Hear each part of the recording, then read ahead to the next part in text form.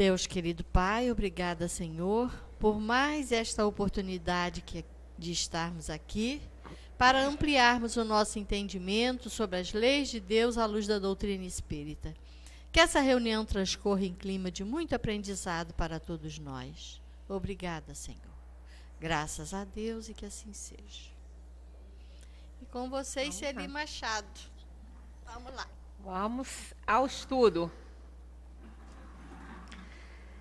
Estamos fazendo a sequência, né, de O Livro dos Espíritos e seguindo aquela questão, nós temos aqui o sofrimento dos espíritos inferiores, porque a semana passada nós ficamos na questão que tratava em que consiste a felicidade dos bons espíritos, né? E vimos ali que o que dá felicidade aos bons espíritos está ainda um pouquinho longe das nossas atividades, né? Mas a gente foi criado para isso, né? Para encontrar a plenitude do amor, da felicidade, da liberdade, e isso vai gradativamente acontecendo com os nossos esforços, né? Se a gente não fizer esforço, não acontece nada. Então, nessa sequência, nós vamos tratar disso aí e vamos até, né?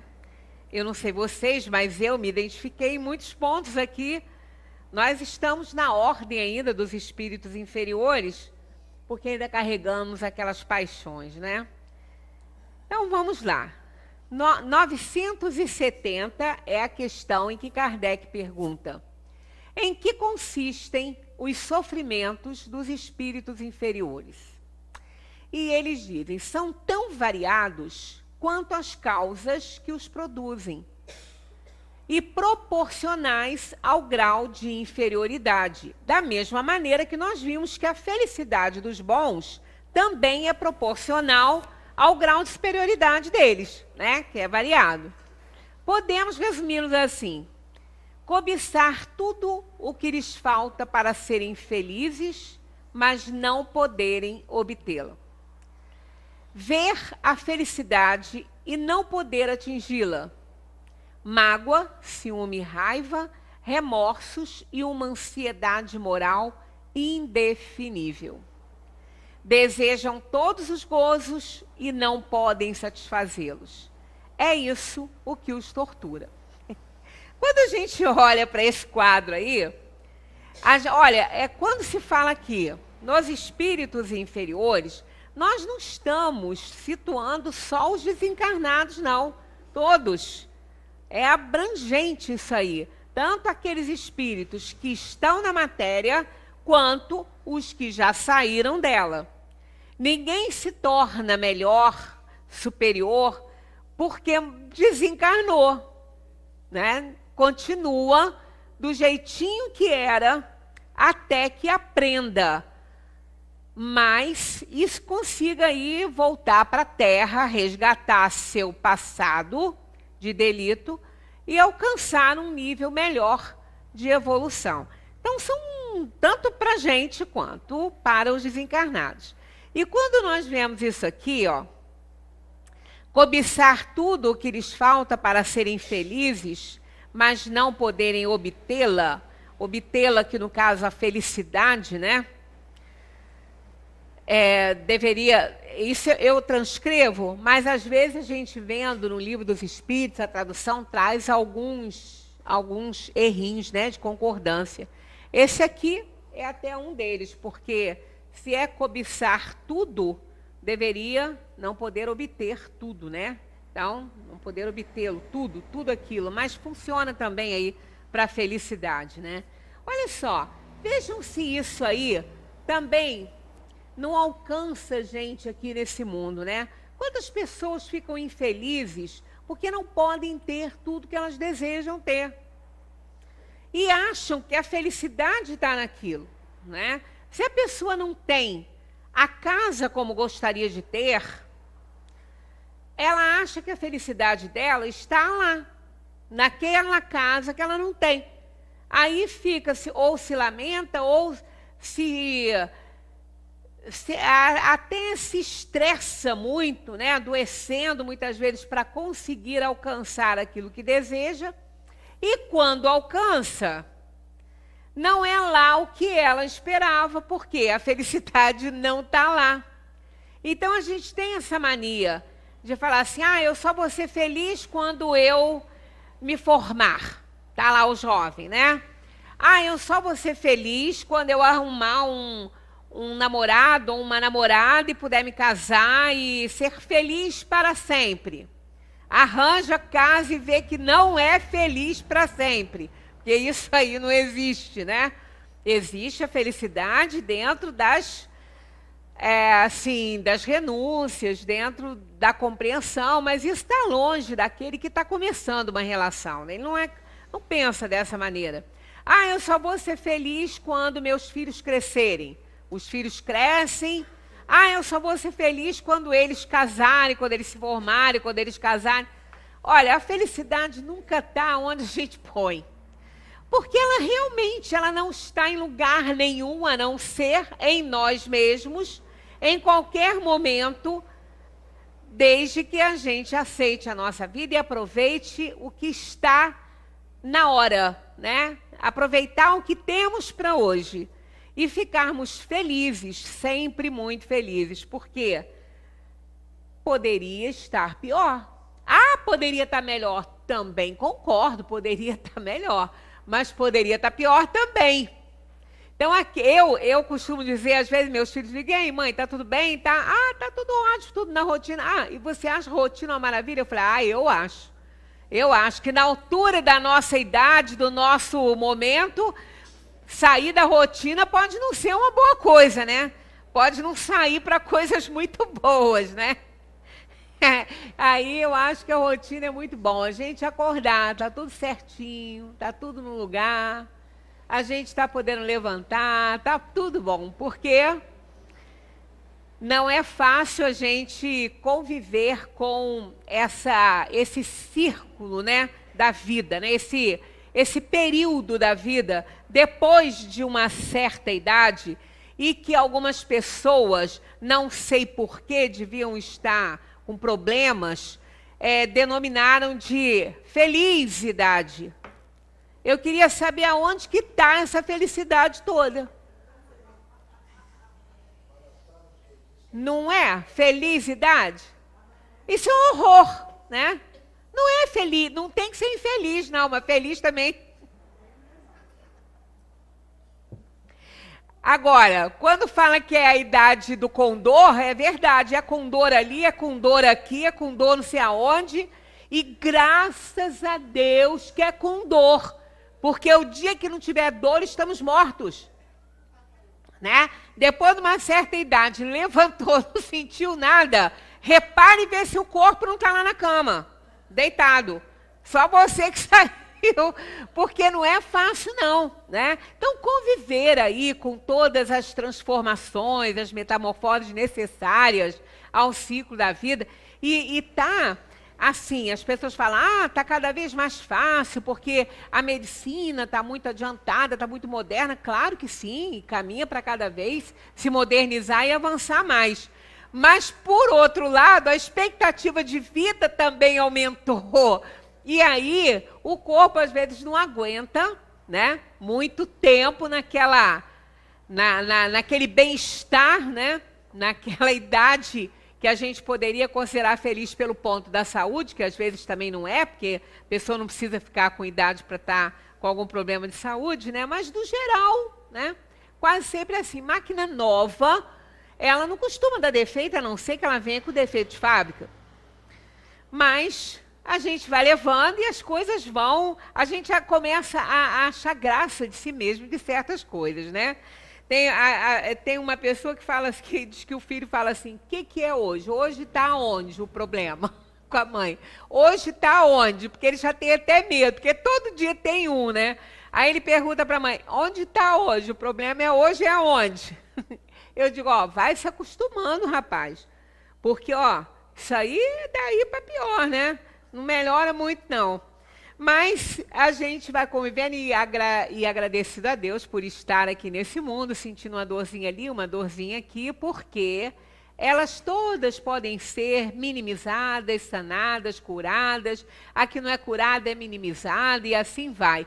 Pior é a dor da alma que não tem cura, a não ser quando a gente resgata o passado de delito.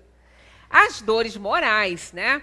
Porque as dores físicas eles não têm, mas as dores morais têm todas. Essas aqui, é até a questão, quando nós não estamos na matéria, cobiçar tudo que lhe falta para ser feliz é uma dor moral, porque ele não vai conseguir mais isso. Ele nem tem mais corpo para fazer acontecer algumas coisas, né?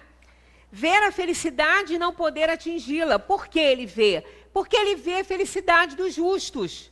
Da mesma maneira, quando estamos na matéria, que às vezes a gente começa a invejar a felicidade do outro.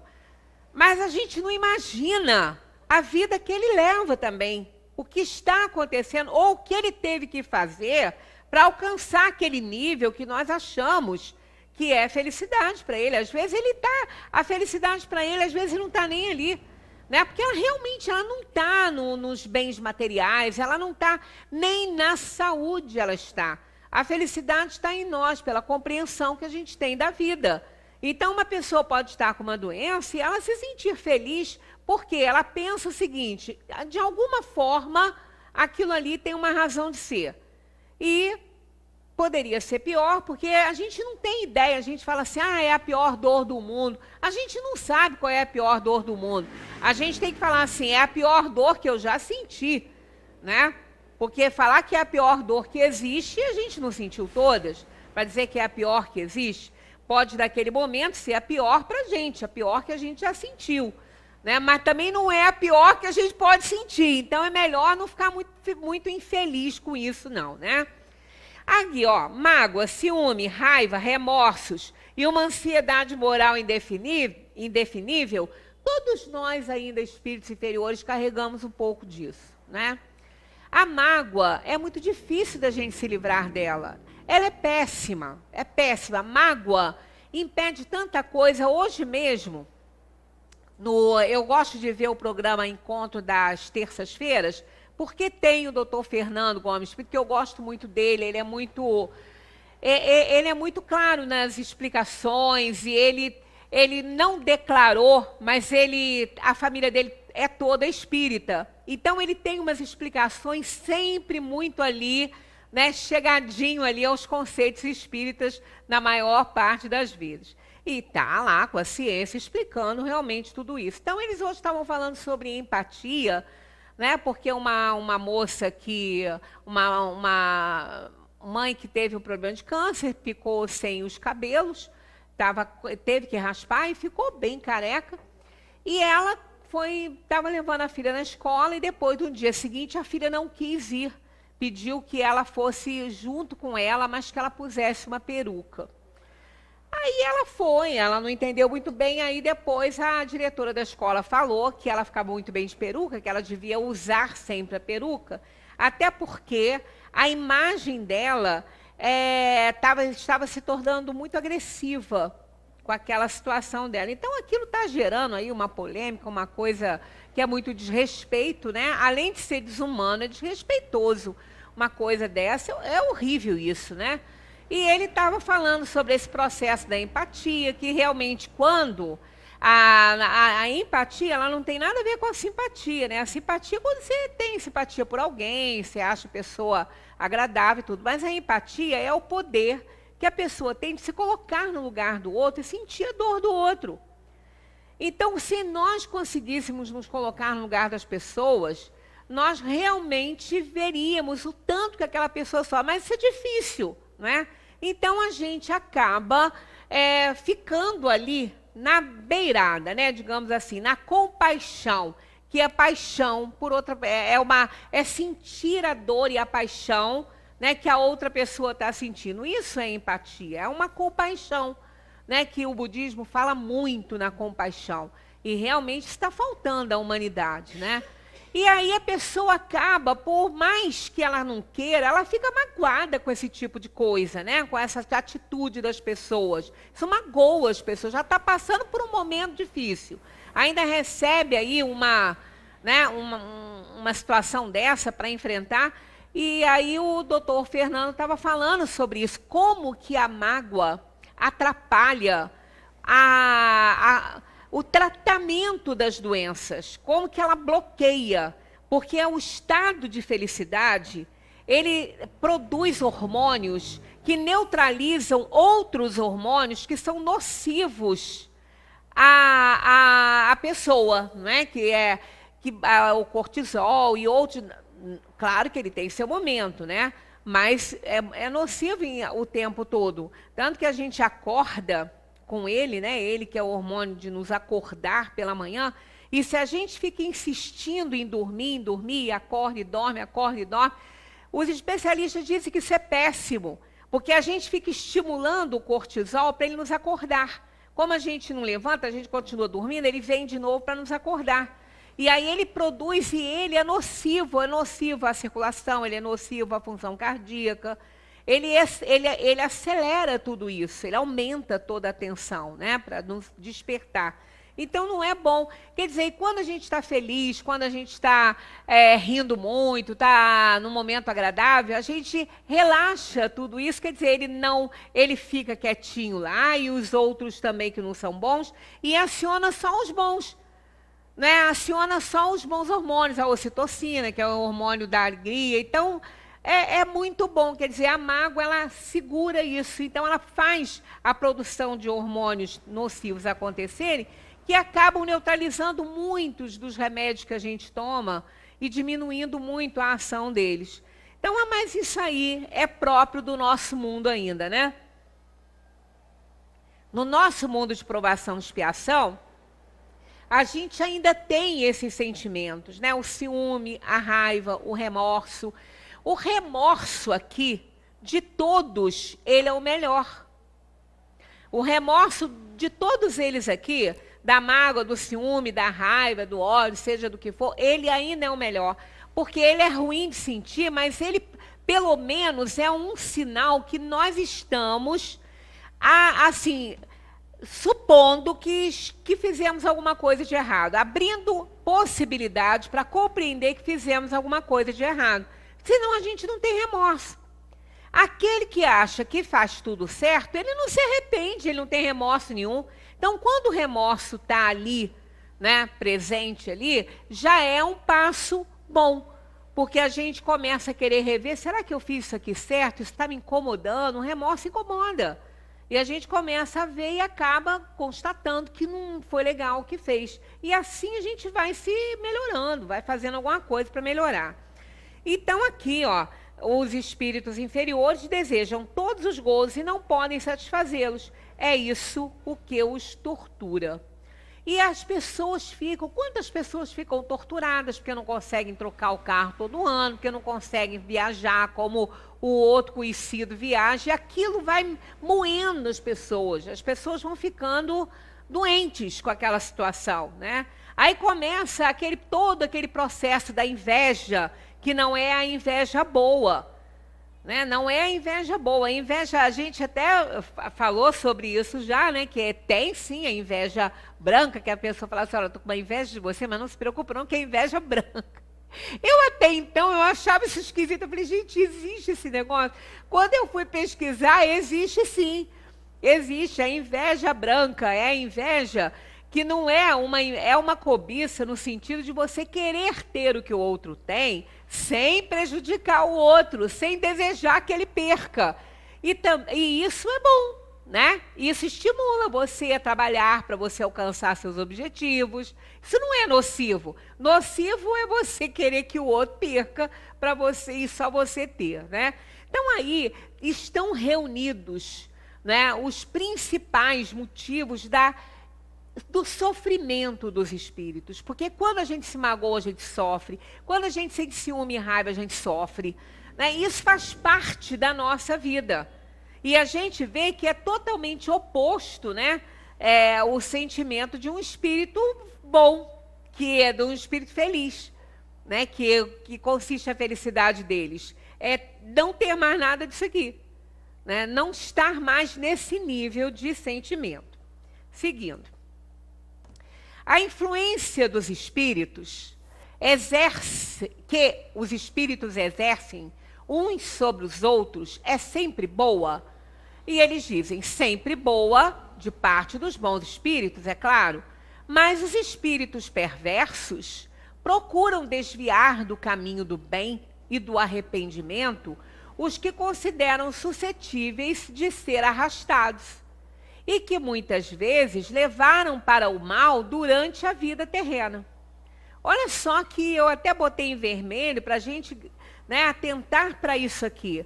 E que muitas vezes levaram para o mal durante a vida terrena. Então, olha como a gente fica na mão desses espíritos, né? Olha como a gente está na mão deles, quando a gente pensa mal, quando nós temos vibrações inferiores, quando muitas vezes nós nos comprometemos com eles, né? Com centros mediúnicos. Quantas pessoas fazem isso? Olha, muito mais do que a gente imagina. Porque aquelas inferioridades, o ciúme, a vaidade, o orgulho, o egoísmo, né? Aquilo tudo ali faz que muitas vezes a gente tenha aquela inveja feia, né? Que não é a inveja boa, aquela inveja ruim que prejudica, e acaba querendo a desgraça do outro mesmo, né? E quantas vezes pessoas procuram centros mediúnicos e procuram espíritos ainda muito inferiores para fazer o mal para os outros? Muita gente. A gente sempre tem alguém aqui perguntando, gente, macumba pega? Porque falaram que fizeram um trabalho para mim. Olha, pega, depende da sua sintonia. Né? Se ela pegasse, independentemente de sintonia, não tinha mais um político vivo, né? Os times de futebol, os jogos, todos iam ficar empate, né? Iam ficar empatados, ninguém ia ganhar, ninguém ia perder. Então, a gente vê que não é isso. A vibração é que conta, a sintonia da pessoa em estar, né, junto com aquela outra pessoa. Então, se alguém procura um centro mediúnico e se ocupa de espíritos inferiores para fazer mal para alguém, isso pode acontecer? Pode. Ah, mas Deus permite. Vamos tirar o verbo permitir e colocar Deus não impede. Isso faz parte dos mundos inferiores e isso é de responsabilidade da pessoa que está indo fazer e do espírito que está ali pronto para servir aquelas pessoas, sabendo que ele está se comprometendo, porque eles não são ignorantes, eles sabem o comprometimento deles, mas eles não se preocupam com isso, né? Eles estão na dimensão espiritual, não estão se preocupando nem um pouco com isso aí. Para eles, eles já estão ali eternamente condenados, né? Que é o que eles muitas vezes pensam. Faz.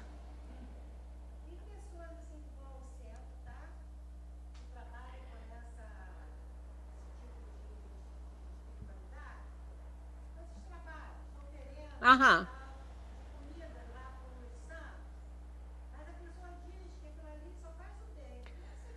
Olha, eu não conheço a filosofia deles, tá? Eu não sei ainda, não sei nada do histórico dos centros mediúnicos dessas religiões. Agora, o fato dela fazer oferendas não significa que ela esteja fazendo oferenda para aquele espírito fazer o mal para ninguém.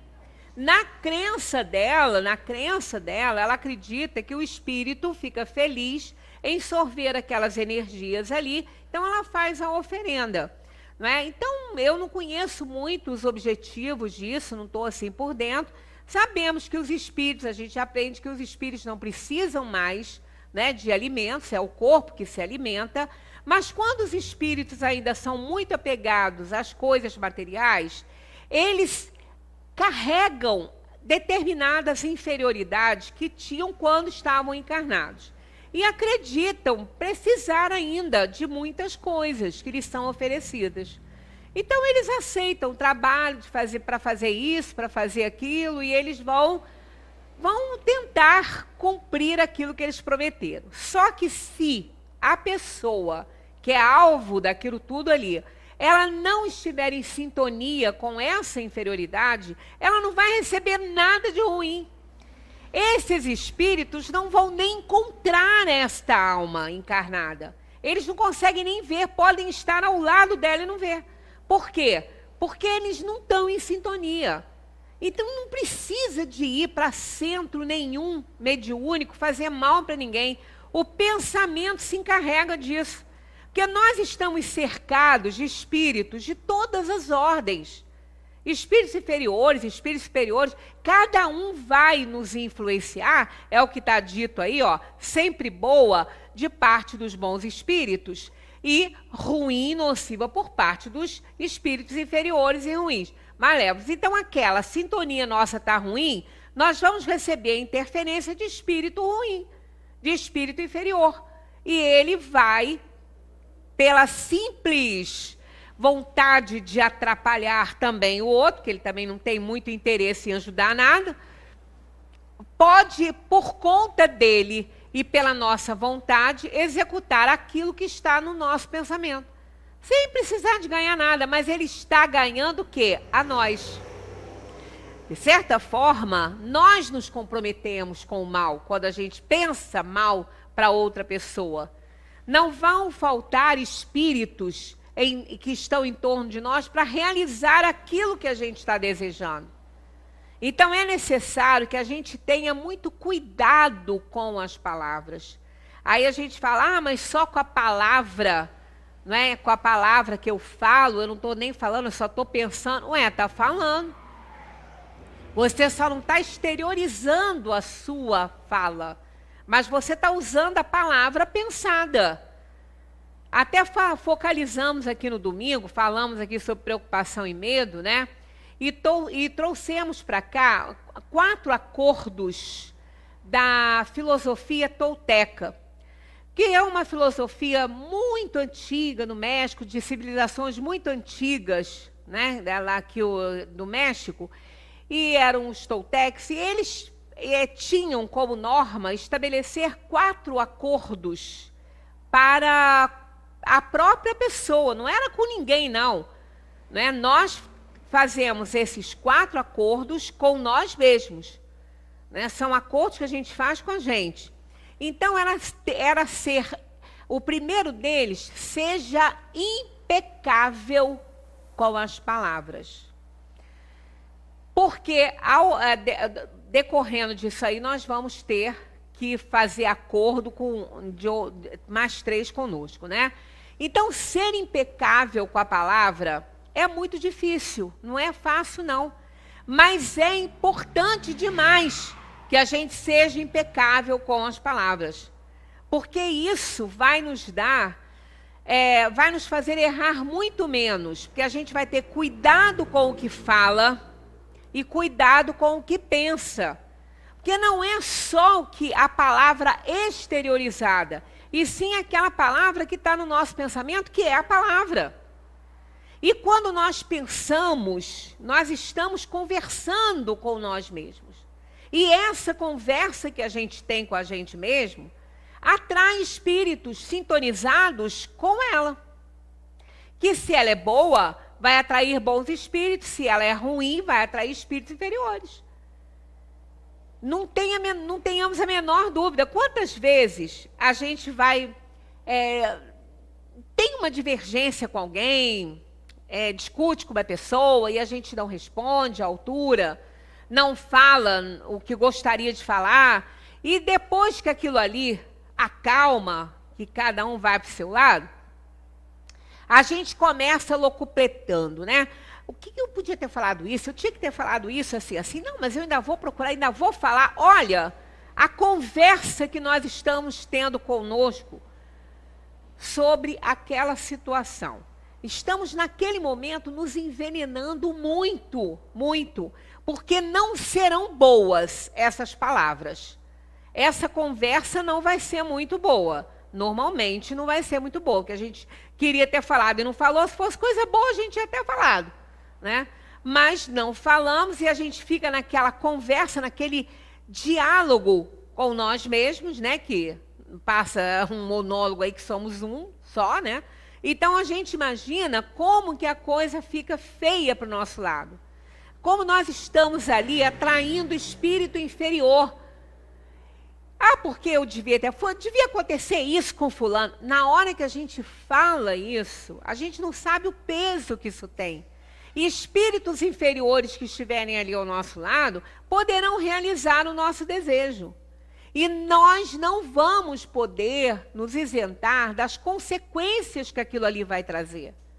Então, quando eles recomendam sejam impecáveis com a palavra, é isso. A gente se compromete através da palavra. Não só a palavra dita, quanto também a palavra pensada. E ele, o Dom Miguel Ruiz, ele trouxe isso no livro, Os Quatro Acordos toltecas. Ele tem um livro sobre isso. Eu não li, mas acho que deve ser interessante, por conta desse acordo, né, desses 4 acordos.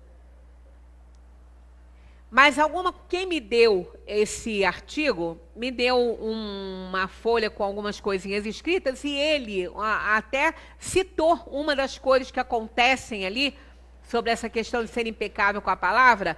Ele conta uma história de uma mãe, que ainda falei domingo, isso pode acontecer com qualquer pessoa que ama muito seus filhos. Essa mulher tinha uma filha, amava muito a sua filha, era uma mãe amorosa, mas trabalhava fora, ela era muito ocupada e o dia dela não foi difícil. E a menina, quando ela chegou em casa com uma dor de cabeça terrível, ela não estava bem, ela estava com a dor de cabeça, atormentando ela o dia inteiro, nada estava melhorando, e a menina estava num momento muito feliz, cantava muito, dançava, cantava alto, e aquilo começou a fazer tão mal na mãe, porque ela estava com a cabeça doendo muito, e a menina não se acalmava, né, só cantando, que de repente ela grita com a menina e fala assim: para de cantar, você está me atrapalhando, você tem uma voz horrível, não aguento mais ouvir, para de cantar.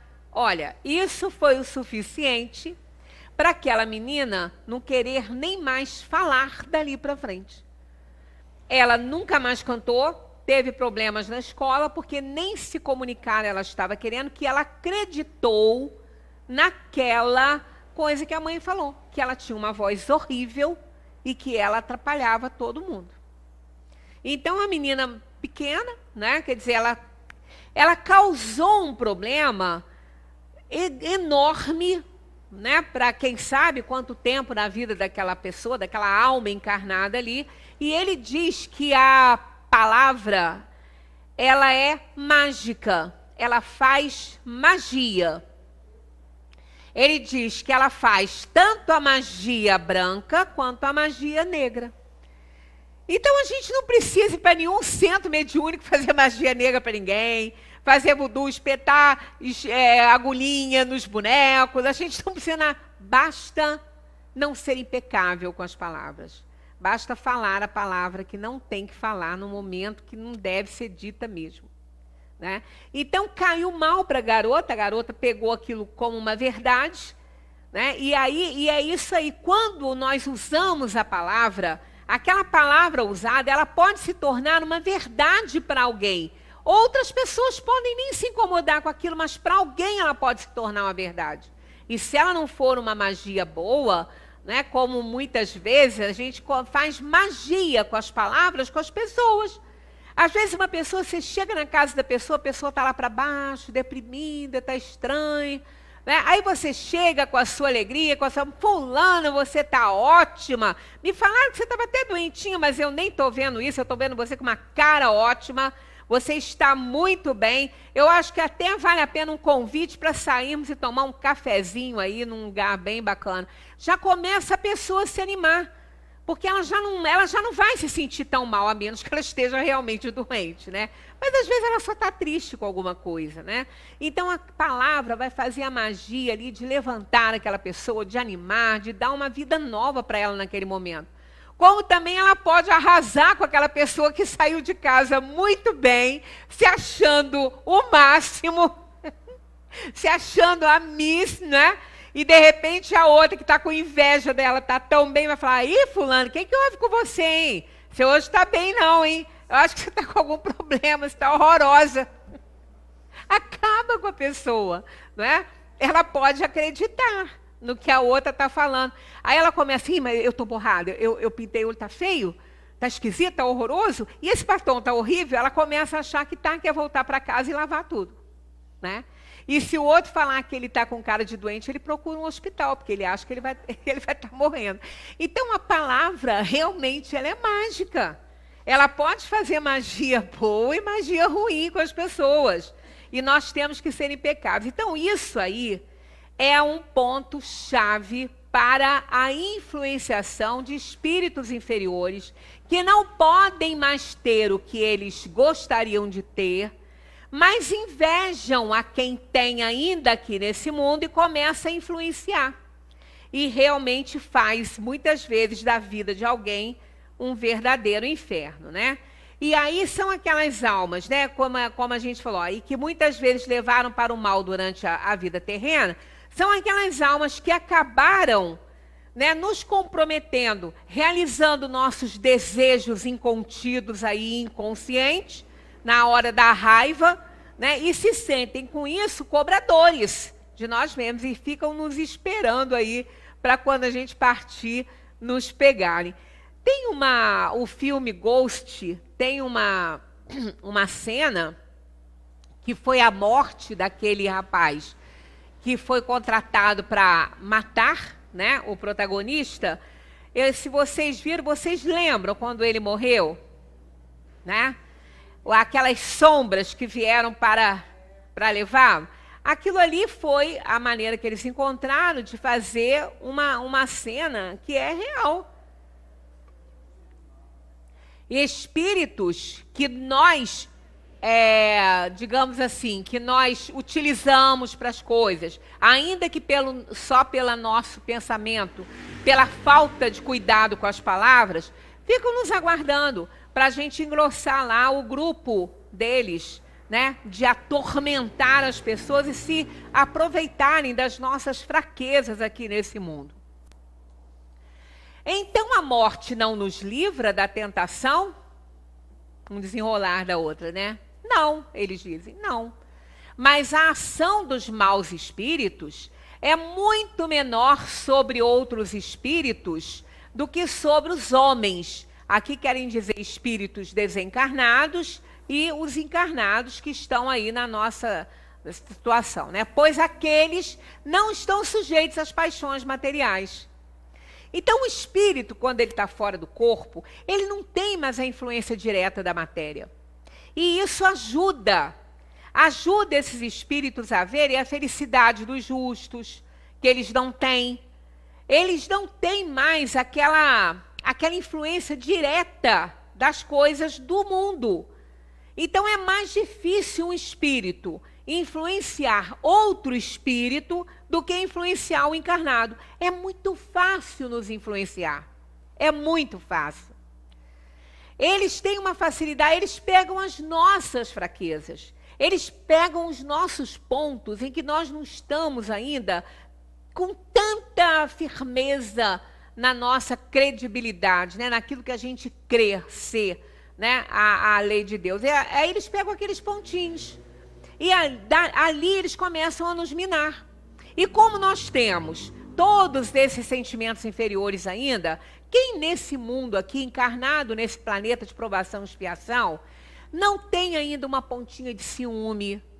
Não estamos dizendo que sejam pessoas que têm ciúme, que podem matar o outro. Não. Aquela pontinha de ciúme, de orgulho, de vaidade, de egoísmo, né? Quem não tem isso ainda? Todos, a gente tem todos eles, só que em graus mais ou menos, né? Podemos ser mais ciumentos do que egoístas, se bem que eles estão tão entrelaçados que eles estão quase todos no mesmo nível. E a gente sente muito essas coisas ainda no nosso caráter, né? Na nossa personalidade. E os espíritos pegam isso. Olha, o sentimento de autopiedade Esse aí é horrível, como eles fazem a festa conosco, quando eles percebem que a gente tem esse sentimento de autopiedade. E sentimento também de vaidade, eles atacam muito isso aí. E vão elevando o ego da pessoa até que ela se acha realmente, não é? A pérola procurada, né? A pérola negra. E, no entanto, né, vai rever. Não é. Quer dizer, nós somos muito fáceis de serem influenciados. A gente pode ver isso nos grupos do mundo material, nos grupos em que nós nos colocamos, né? Com os quais nós vivenciamos várias experiências. Como a gente se influencia muitas vezes pelo que a outra pessoa fala. Né? A gente sempre fala aqui, né?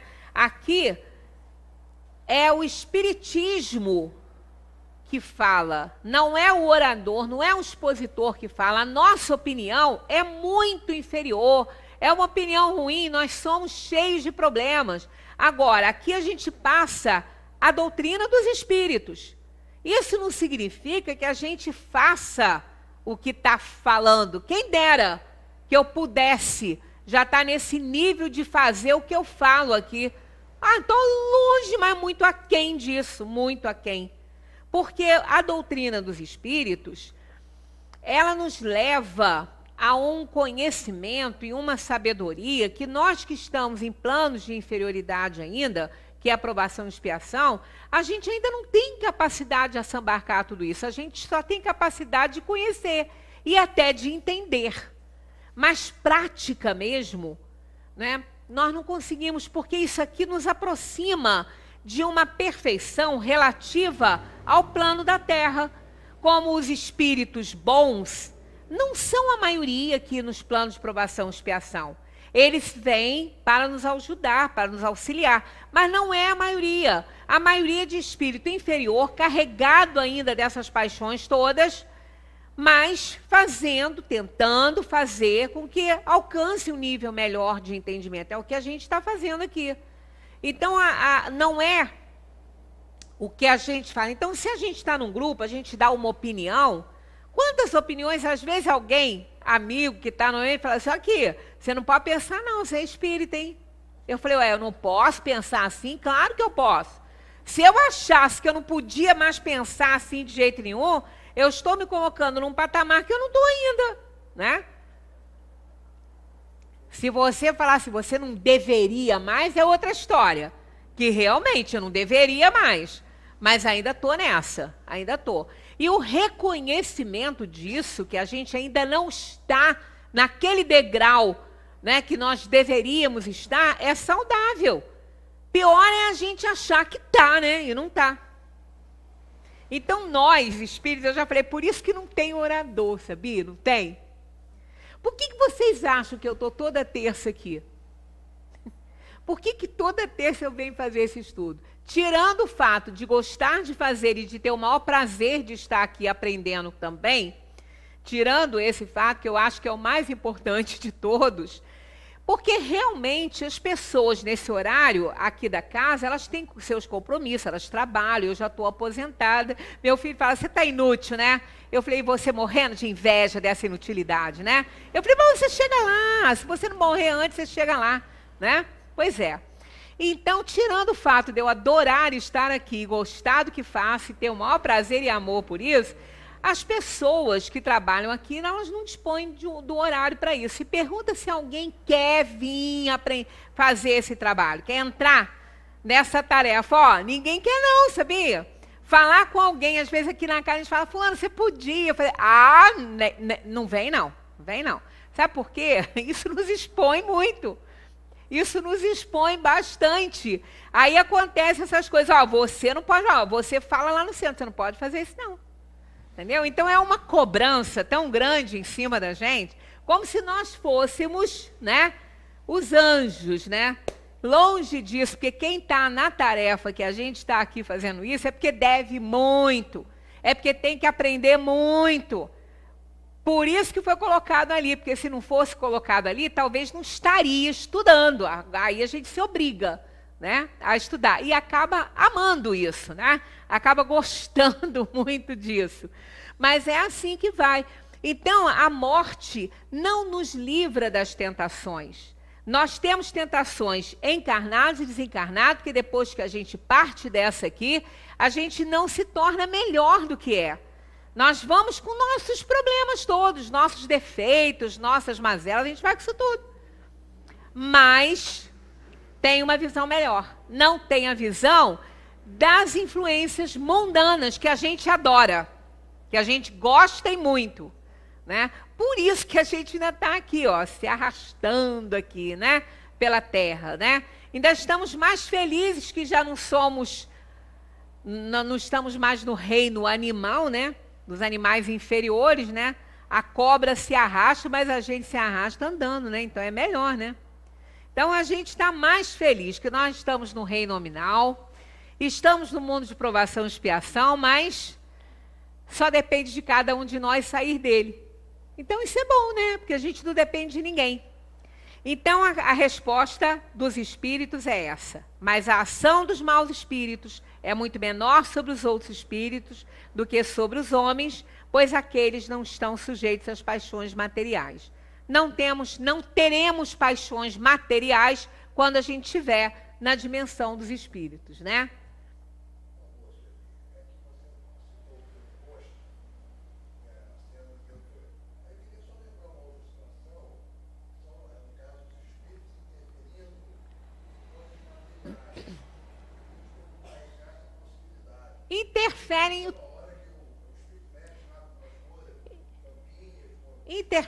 Eles interferem o tempo todo, mas olha só, para fazer essas experiências materiais, digamos assim, né, ele precisa de fluido do encarnado também. Então precisa de uma integração fluídica do fluido animalizado, do fluido do encarnado, com o fluido perispirítico do espírito que está atuando. Isso não é tão simples assim, né? Não é algo tão simples. E essas coisas precisam de ter alguns objetivos para acontecer. Quando é para chamar a atenção de alguém, né, normalmente isso não tem objetivo. Mas pode acontecer de algum espírito fazer um fenômeno de aporte, tirar alguma coisa da nossa casa, né, mudar de lugar. Mas no livro dos médiuns tem toda a explicação para esses fenômenos de aporte. É um livro maravilhoso, né? Que é a parte científica ali do espiritismo. Mas os espíritos nos lembram que quando a gente não acha alguma coisa que a gente está procurando na casa, que 99,9% das vezes é a gente que não botou no lugar que está pensando, que não foram os espíritos que tiraram, não. Mas eles podem fazer sim, né? Existem fenômenos de materialização nas casas, em que as coisas pegam fogo e são atiradas contra os outros. Isso é fato. Eles podem fazer isso desde que tenham fluidos que se integrem para isso acontecer, né? E é um fenômeno um pouco complicado, não é tão fácil, tá? Então a gente tem que ter certeza que nós podemos estar influenciados tanto no plano material quanto daqui partirmos. Por isso que a gente tem que ter muito cuidado com aquilo que a gente faz, né? Como procedem os maus espíritos para tentar os outros espíritos se não dispõem do auxílio das paixões? Bom, eles não têm mais essas paixões como nós temos. E como que eles fazem, então, para interferir também no desencarnado, que também não tem mais essas paixões, né? Se as paixões não existem materialmente, existem, entretanto, no pensamento dos espíritos atrasados. Os maus entretêm esses pensamentos, arrastando suas vítimas aos lugares onde deparam com essas paixões e com tudo o que as possa excitar. Olha, essa é a dificuldade das pessoas vencerem vícios, das pessoas vencerem suas mazelas. É muito complicado. Uma pessoa alcoólatra que está em tratamento, ela não pode beber nada. ela não pode sequer ingerir um alimento que contém uma bebida alcoólica, porque isso pode desencadear novamente o seu vício. Então, se essa pessoa que está nesse tratamento, ela não tiver também um tratamento espiritual, um apoio espiritual, e ela, principalmente, que a pessoa tem que fazer a sua parte, tiver também com essa convicção, ela pode ser uma presa fácil de um espírito que ainda acha que precisa dissolver as energias do álcool. Então, o que eles fazem? Eles obsidiam aquela pessoa, eles influenciam aquela pessoa a beber. Porque eles aí vão junto, vão sorvendo as energias do álcool. E isso não é só o álcool, isso é tudo, é tudo. Não é? São todos os vícios, todas as práticas ruins, assim como também influenciam as pessoas para o bem. Aquela pessoa que está fazendo um trabalho de caridade, ela está ajudando as pessoas, como ela vai ser estimulada pelos bons espíritos a fazer aquele trabalho? Às vezes ela não está nem querendo ir naquele dia, mas aí vem os espíritos para dar aquele reforço, né? Aí a pessoa, não, eu vou sim. Aí ela mesma acha que ela que está resolvendo ir. Ela está, mas ela está sob a influência de bons espíritos, para ela ir fazer o trabalho dela. Né? Então a gente está sempre sob uma nuvem de testemunhas, como Paulo de Tarso fala. Ninguém está sozinho nunca. Nós estamos sempre sendo influenciados. Fizemos aqui uma palestra, não tem muito tempo, sobre essa questão da influência dos espíritos. Eu acho que foi à tarde mesmo que a gente vem, né, fazendo esse estudo questão a questão, sobre esse fato dos espíritos estarem sempre nos supervisionando, né? A gente morre de medo, né, de espírito nos influenciarem, de estar ali. Olha, ninguém consegue se livrar de influenciação espiritual. Não existe essa possibilidade, porque nós somos energias, então nós estamos sempre atraindo outras energias. Isso é a lei, isso é lei, não tem como evitar. Então a influenciação, ela se dá independentemente da nossa vontade. Ela sempre acontece. O que vai depender da nossa vontade é a qualidade dessa influenciação. Se os nossos pensamentos forem bons, vamos sempre atrair bons espíritos. No momento em que eles não se tornem bons, nós vamos atrair espíritos inferiores. Então isso é fato. Eles vão sempre nos influenciar. Agora, no momento em que nós começamos a acreditar no que eles estão falando, aí já passa a ser obsessão. Então, não é a obsessão um fato geral, não. O geral é a influenciação dos espíritos. Eles nos influenciam, eles nos excitam a alguma coisa. Se nós não dermos ouvidos, se a gente estiver mantendo a nossa convicção, eles vão para outro canto, não vão insistir. Mas quando a gente começa, né, eles pegam as nossas fraquezas e começam a atuar naquele ponto fraco, aí já pode se tornar uma obsessão. E isso a gente pode evitar. Obsessão a gente pode evitar. A influenciação que não. Porque somos energias e estamos sempre ligados com os espíritos no universo inteiro. Né? Até nesse ponto, nós temos que ter cuidado com a palavra.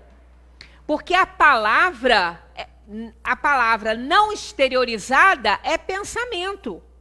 E o pensamento não tem entraves para o pensamento. Ele viaja pelo universo. E olha só, pensamento é matéria. Pensamento é matéria. É matéria que retorna para a gente. Isso já foi fotografado, já foi estudado.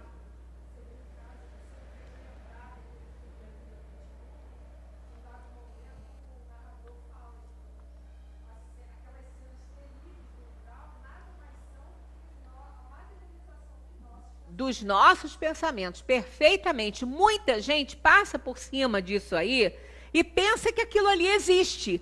Não existe.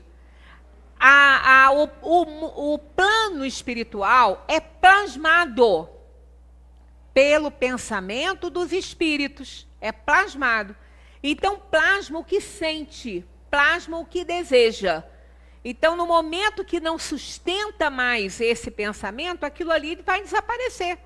Porque a matéria do pensamento, ela é trabalhada por aquele que sustenta esse pensamento. Então, no momento que deixar de sustentar, aquilo ali vai desaparecer.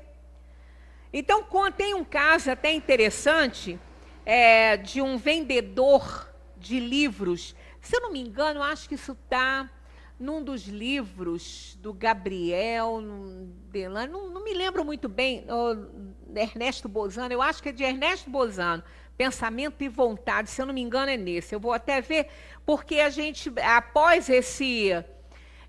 terminar esse assunto, a gente vai falar muito sobre a questão do pensamento. A gente vai entrar, antes da sequência, a gente vai fazer uma abordagem sobre o pensamento, que é extremamente importante mesmo, é fundamental pensar bem, né?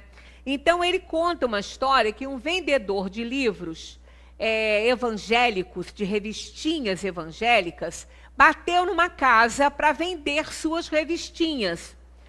Aí, a pessoa atendeu educadamente, disse a ele que ele a desculpasse, porque que ele o desculpasse porque ele era espírita e ele não desejaria ter contato com uma outra filosofia, porque ele já estava feliz com a dele ali. Aí a pessoa ficou muito assustada, mas se interessou muito, porque queria salvar a vida dele, né? Porque acho que os espíritas estão no inferno, né? Aí ele acabou deixando aquela pessoa entrar e para conversar com a pessoa. E a pessoa começou a conversar com ele, falando que queria salvá-lo, que ele não podia continuar nessas crenças espíritas, porque ele estaria na mão do mal, aquelas coisas todas. Aí o homem foi embora. Ele acabou ficando lá com as revistinhas para o homem também seguir sua vida. Aí, de repente, ele olha no canto, assim, da sala dele, aquela figura ortodoxa, bem ortodoxa do demônio, né? Aquela figura feia que eles pintam, né? O espírito inferior, que não tem nada a ver com isso, né? Não é nada assim, mas eles pintam, a ortodoxia pinta essa figura assim, né? Os ortodoxos, eles são muito radicais nisso. Então, ele viu aquela imagem e tinha movimento. Aí ele olhou aquilo ali e ele falou assim, será que eu falei alguma bobagem? Aí ele disse que continuou lá na leitura dele, deixou, e aquela figura continuou lá, dali a pouco ela foi se desfazendo.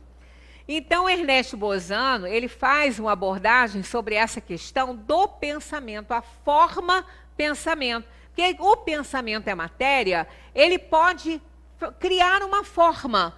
E o outro que é vidente, ele vai ver. Esse senhor era vidente. Então, o que ele estava vendo ali não era o espírito inferior, o espírito malévolo com aquela presença. Ele não estava vendo o espírito. Ele estava vendo a forma pensamento que o vendedor de revistinha tinha. E que ele, quando ele saiu, ele continuou sustentando aquele pensamento, mantendo aquilo, e pensando no homem que ele queria salvar daquela criatura, e acabou plasmando na sala do homem lá aquela figura triste. Então, a gente tem que ter muito cuidado com o que a gente pensa, muito. Porque o nosso pensamento, ele alicerça as nossas ações. Então, quando a gente pensa, a gente forma um desenho, pinta um quadro. Aquela matéria mental que está pintando aquele quadro ali é nossa. Quando a gente endereça o pensamento a outra pessoa e ele é ruim, pode ser bom também, não importa, mas quando a gente endereça o pensamento a outra pessoa, aquela matéria mental, ela segue, ela vai ao encontro daquela pessoa. E se aquela pessoa estiver sintonizada com aquele pensamento daquela pessoa que emitiu essa matéria, ela vai receber. Então, se for bom, ela vai receber aquela energia boa, vai pensar na pessoa também, porque ela vai receber essa comunicação telepática também, dependendo da força desse pensamento, e ela vai pensar na pessoa da mesma maneira, no bem. Aí aquela matéria volta para a pessoa que emitiu, energizada pelo pensamento do outro. E aí ela se sente bem. É uma coisa boa. Imagina isso ao contrário.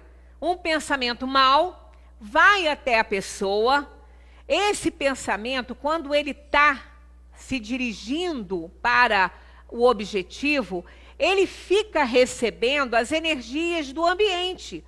Se for mal, ele vai receber mais energias ruins. Se for bom, ele vai receber mais energias boas. Então, esse material, ele vai voltar para a pessoa. E quando ele volta com toda a carga que ele também adquiriu nesse passeio aí, entre aspas, que ele fez.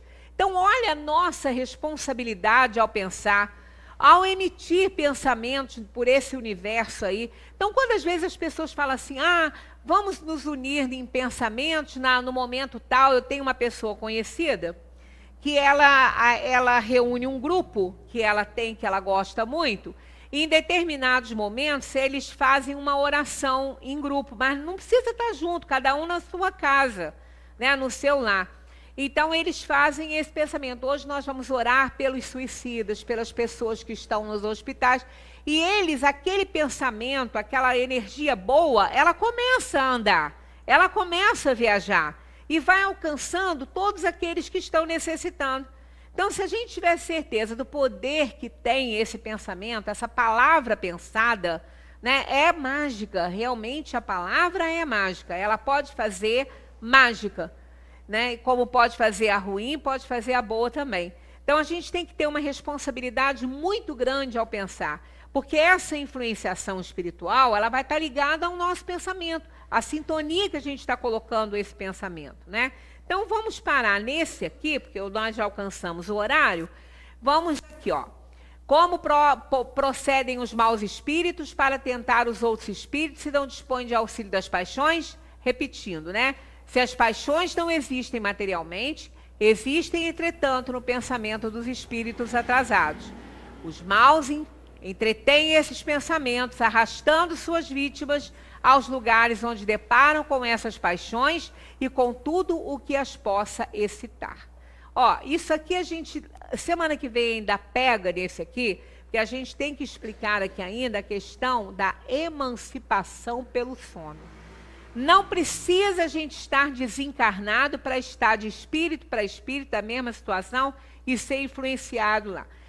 Quando nós nos emancipamos pelo sono, isso aí também acontece. Os nossos companheiros espirituais, bons ou ruins, né, aqueles que vão nos encontrar, aproveitam esse momento de emancipação e nos colocam nesses locais para onde nós nos sintonizamos.